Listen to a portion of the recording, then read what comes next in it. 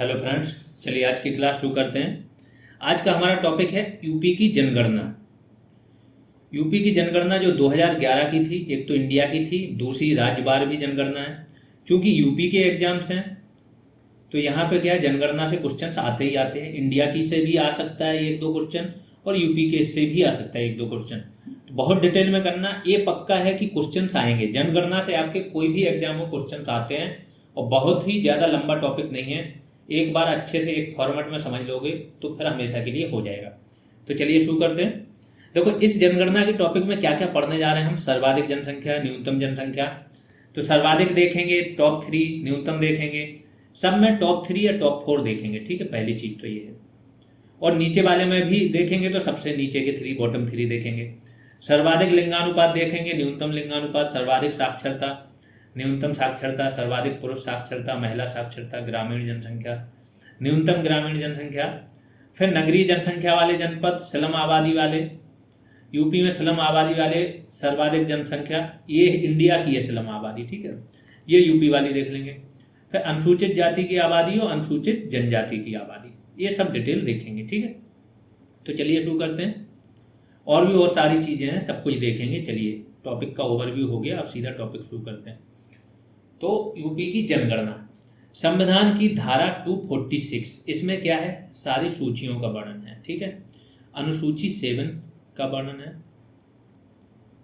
राज्यवार विषय है, संवर्ती सूची है आपकी, केंद्र सूची है जिसको बोलते हैं संघ सूची, और राज्य सूची है। ये सारी सूचियों का वर्णन है 246 में। संघ सूची में आपका जनगणना आता है, तो यही बता रहा है के अनुसार जनगणना कराने का दायित्व किसको सौंपा गया है, संघ सरकार को। 1948 में जनगणना अधिनियम एक पारित किया गया। क्योंकि जनगणना की महत्वता को इन्होंने देखा तो फिर एक जनगणना अधिनियम पारित किया कि ये बहुत महत्वपूर्ण चीज़ है, तो इसको वैधानिकता प्रदान की जानी चाहिए। 1961 में गृह मंत्रालय के अधीन जनगणना विभाग का गठन किया गया। तो जनगणना विभाग किसके अंतर्गत काम करता है, गृह मंत्रालय के अधीन, ये ध्यान रखना। राजभाषा विभाग भी गृह मंत्रालय के अधीन होता है। कुल जनसंख्या इस जनगणना के अनुसार, अब आंकड़े देख लेते हैं। आंकड़े क्या है, तो पहले तो ऐसे आंकड़े हैं, फिर हम देखेंगे जनपद वाइज, टॉप 3 बॉटम 3। ठीक है, तो कुल जनसंख्या यूपी की कितनी थी, 19.98 करोड़। अगर इस जनसंख्या को देख लें तो भारत 5वें नंबर का, 5th लार्जेस्ट कंट्री होता है इन टर्म्स ऑफ जनसंख्या। ब्राजील के बाद भारत होता है। ठीक है, चाइना, इंडिया, इसके बाद यूएसए, ब्राजील और फिर इंडिया, है ना। इंडोनेशिया बाद में होता है। इतनी जनसंख्या यूपी की है। ठीक, 10 की वृद्धि दर कितनी है, 20.23%। घनत्व कितना था, 829। ये जो ब्रैकेट में लिखा है ये आपकी पिछली बार का घनत्व है। तो 690 आपका था 2001 की जनगणना में, और 2011 की जनगणना में कितना था, 829। लिंगानुपात कितना था, 912, और पहले था 898। मतलब इंप्रूव होके आपका कितना, 14 + 14 इंप्रूव हुआ था। शिशु लिंगानुपात आपका 902 था, उसकी पहले की जनगणना में 916 था। ये आपका डिक्रीज हुआ है -14। तो एक तरफ 14 आप बड़े हो तो एक तरफ -14 हो गए। साक्षरता दर कितनी, 67.68 थी। देश की कितनी थी, 73। इंडिया की 73 थी, यहाँ पर 67.68, और 56.27 आपकी क्या थी 2001 में। तो यहाँ से तो आपकी 10-11% बढ़ी थी। पुरुष साक्षरता, देखो हमेशा हर राज्य की मैंने देखी, 3-4 राज्यों का तो मैंने जनगणना का अध्ययन किया ही है, कि जो आपकी मुख्य साक्षरता होती है तो पुरुष 10 बढ़ जाती है, महिला 10 कम हो जाती है। देश में भी यही ट्रेंड है इसमें। तो कभी कभार एग्जैक्ट आपको आंकड़ा ना पता हो तो यहाँ से लगा सकते हो। तो पुरुष साक्षरता कितनी है, 77.28, और महिला साक्षरता कितनी है यूपी की, 57.18। ठीक है, आगे आ जाते हैं। कुल जनसंख्या का प्रतिशत देख लेते हैं। तो कुल जनसंख्या का प्रतिशत, अब ये मैंने जो बोला है +10, वो एग्जैक्ट नहीं बोला है, वो एक अप्रोक्स बोला है ना। कुल जनसंख्या प्रतिशत कितना है, 16.50। शहरी जनसंख्या प्रतिशत यूपी में, देश में कितना था, 31.16, और यहाँ पे कितना है, 22.27% है। बाकी बची हुई आपकी क्या है, ग्रामीण हो जाएगी। तो यहाँ से आप 100 में से घटा दोगे तो ग्रामीण जनसंख्या का प्रतिशत आ जाएगा। अब देखो, अब जनपद वाइज आंकड़े देख लेते हैं। ये जनपद वाइज है, जिला वाइज। तो इसमें कंफ्यूज मत होना, एक शहरी वाले आंकड़े होते हैं कि शहर की जनसंख्या, एक होती है जिला। जिला होता है तो उस जिले में कई 100 गांव आते हैं। कोई जिला होता है, जैसे आपका झांसी जिला है, तो झांसी जब महानगर की बात होगी तो जो शहरी पूरी जनसंख्या केवल वो काउंट होगी। लेकिन जब झांसी जिला की बात होगी तो इसके आसपास का जितना भी क्षेत्र होगा वो सारा आ जाएगा जो गांव वाला है। तो जिला अलग होता है और शहर अलग होता है। अगर जनपद की जनसंख्या की बात हो रही है तो जनपद में इलाहाबाद सर्वाधिक जनसंख्या कितनी, 59.54 लाख पहले नंबर पे। दूसरे पे मुरादाबाद 47.72 लाख, तीसरे पे गाजियाबाद और चौथे पे आजमगढ़। ये सर्वाधिक जनसंख्या वाले 4 शीर्ष जिले हैं। न्यूनतम जनसंख्या वाले 3 शीर्ष जिले देख लो, महोबा, फिर चित्रकूट, फिर हमीरपुर। अगर इन जिलों को देखो, तीनों आसपास ही हैं, ठीक है। 8.75 लाख और चित्रकूट की कितनी है, 9.91 लाख और हमीरपुर की 11.04 लाख। आगे चलते हैं, सर्वाधिक लिंगानुपात देख लेते हैं कौन से जिलों में है। तो जौनपुर, फिर दूसरे पे आजमगढ़, तीसरे पे देवरिया। जौनपुर में कितना, 1024, आजमगढ़ में कितना, 1019 और देवरिया में 1017।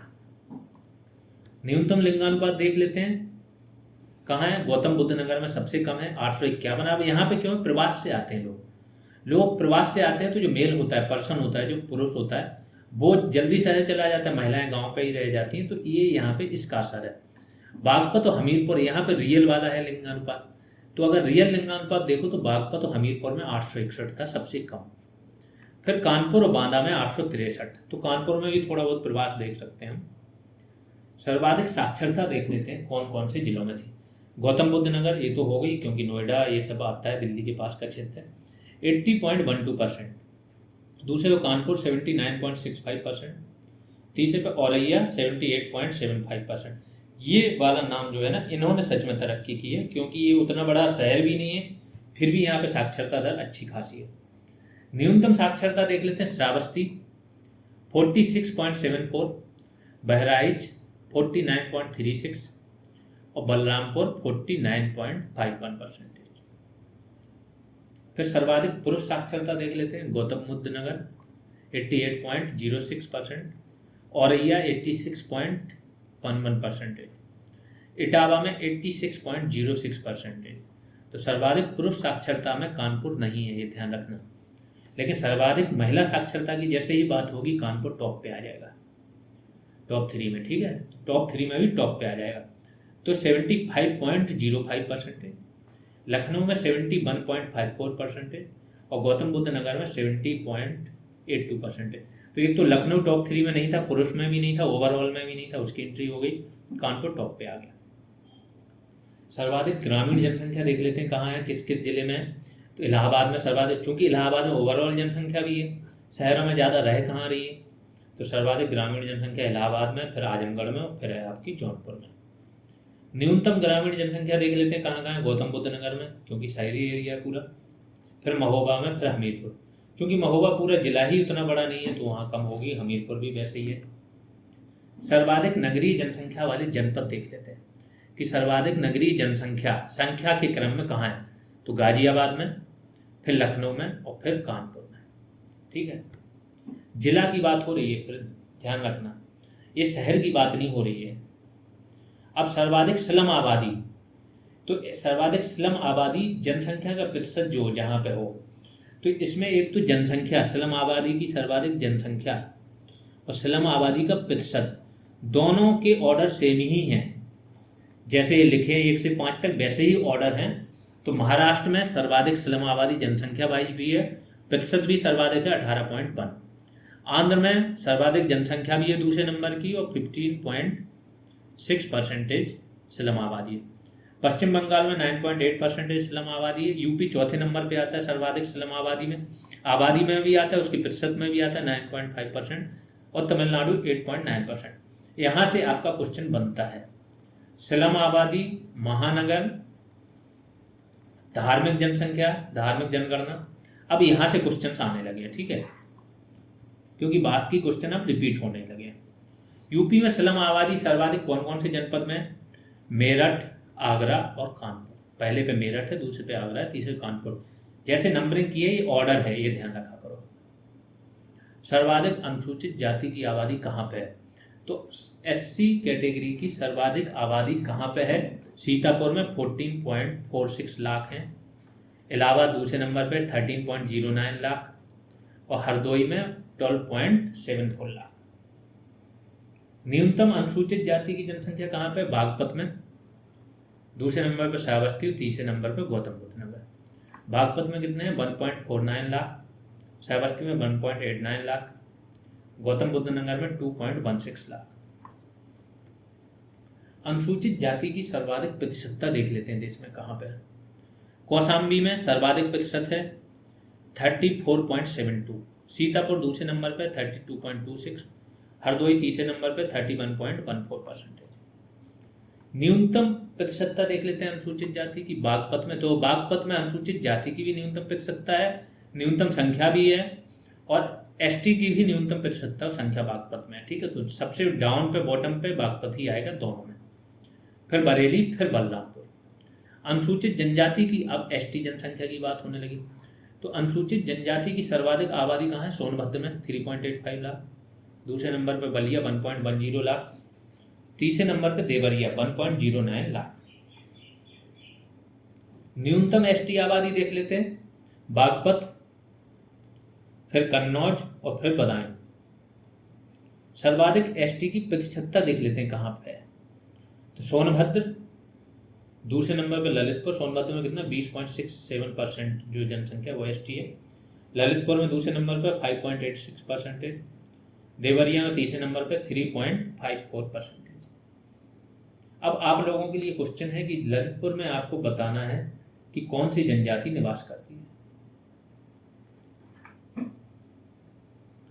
न्यूनतम ST प्रतिशतता देख लेते हैं बागपत, जैसा मैंने बताया कि SC प्रतिशतता भी न्यूनतम बागपत में, ST भी प्रतिशतता बागपत में, फिर कन्नौज और फिर बदायूं। आगे आ जाते हैं, धार्मिक जनगणना देख लेते हैं। हिंदू कितने परसेंट हैं? 79.73, मुस्लिम 19.26%, सिख 0.32%, ईसाई 0.18%, फिर जैन है 0.11%, बौद्ध है 0.10%। इस प्रकार से इनका ऑर्डर है। चित्रकूट में सर्वाधिक हिंदू आबादी कितनी है? प्रतिशतता में अगर देखो तो 96.33% है, और रामपुर में सर्वाधिक क्या है? आपकी मुस्लिम आबादी का प्रतिशत है देश में, अगर जिले में देखो तो 50 देश नहीं, राज्य की बात हो रही, यूपी की बात, 50.57% मुस्लिम आबादी है रामपुर जिला में, जो कि यूपी में सर्वाधिक है। ठीक है, यहाँ पे आपकी यूपी की जनगणना फिनिश होती है। अभी के लिए इतना ही। यहाँ से आपकी ज्योग्राफी के सारे टॉपिक वीडियो के लिए तो फिनिश हो गए हैं। जितने भी जहाँ से भी क्वेश्चन, एक क्वेश्चन भी बन सकता था, हमने वो सारी चीज़ें कवर कर ली हैं। अब आपकी ज्योग्राफी फिनिश हो गई है, एंशिएंट हिस्ट्री फिनिश हो चुकी है, पॉलिटी फिनिश हो चुकी है, हिंदी के सारे टॉपिक आपको PDF फॉर्म में मिल चुके हैं, बहुत अच्छे से हैंड रिटन। ठीक है, इसके बाद इकोनॉमिक्स का एक क्लास आएगी या 2 क्लासेज आएंगी, तो उसमें कुछ टर्मिनोलॉजी बचेगी इकोनॉमिक्स की, वो करा दी जाएगी। और फिर एक क्लास आएगी जिसमें आपका सारा डेटा वाइज इकोनॉमिक्स सर्वे, बजट, इसके बाद जितनी भी स्कीम्स हैं इकोनॉमिक्स का, जितना भी जैसे खनिज है, आयात निर्यात है, उत्पादन है, वो सारी चीज़ें एक ही उसमें आ जाएंगे, तो इकोनॉमिक्स आपकी खत्म हो जाएगी। इकोनॉमिक्स का चूंकि 2 आवर्स का एक वीडियो आपका कॉन्सेप्चुअल आप लोग देख चुके हैं, उसके नोट्स बना लेना, तो सारा कॉन्सेप्चुअल पोर्शन तो वहाँ पे आपका कवर हो गया। कुछ टर्मिनोलॉजी बाकी रह गई होगी, वो मैं देखूंगा कौन कौन से टर्म्स आपको बताने जरूरी है। अगर जैसे रेपो, रिवर्स रेपो नहीं बताया होगा तो वो चीज़ें बता दी जाएंगी, है ना। थोड़ी सी महंगाई, बेरोजगारी के और प्रकार वगैरह ये सब बताने, अगर नहीं बताए होंगे वो बता के फिर आपका पूरा फैक्चुअल डेटा इकोनॉमिक्स का दे देंगे, तो इकोनॉमिक्स आपका खत्म हो जाएगा। ठीक है, यूपी का बजट भी आ जाएगा, इकोनॉमिक्स समरी आ जाएगी। फिर हम सीधा एंशिएंट तो खत्म हो गई आपकी, मिडाइवल पे चलेंगे। 5 से 6 दिन में मिडाइवल खत्म करेंगे, और 5 से 6 दिन के अंदर यहाँ पे मतलब हो सकता है 2-2 क्लासेज भी देनी पड़े, तो 2-2 क्लासेज पर डे दी जाएंगी। और 5 से 6 दिन के अंदर पिन पॉइंटेड आपकी क्या करेंगे? मॉडर्न करेंगे खत्म, और ये खत्म हो जाएगी। तो लास्ट के 15 डेज जो बचेंगे आपके, वो किस लिए बचेंगे? रीजनिंग के लिए। इस प्रकार से हम वीडियो का, उसी बीच में टास्क, टेस्ट वगैरह ये सारी चीज़ें होती रहेंगी, तो आप लोग अपनी तैयारी को एकदम स्पीड अप कर लीजिए। बहुत अच्छे से मेहनत कीजिए। इस एग्ज़ाम को भी उसी तरह से बनाना है जैसे बंदरोगा का बना था। इसके प्रति एकदम सीरियस रहो, क्योंकि इसका सिलेबस बड़ा है, बहुत ज़्यादा सिलेबस में। कंप्यूटर की भी आपको पीडीएफ प्रोवाइड करा दी गई एकदम शॉर्ट फॉर्म में, तो वो भी पढ़ते रहो बराबर साथ में। करंट के भी आपकी वीडियोज आ रहे हैं, जिसने शेयर नहीं किया वो शेयर कर दीजिए। जिसने ऐप पे कोर्स नहीं लिया, लेना है, तो उसकी सारी डिटेल आपकी वीडियो के पिन कमेंट में या डिस्क्रिप्शन में आपको मिल जाएगी। अभी के लिए इतना ही, धन्यवाद।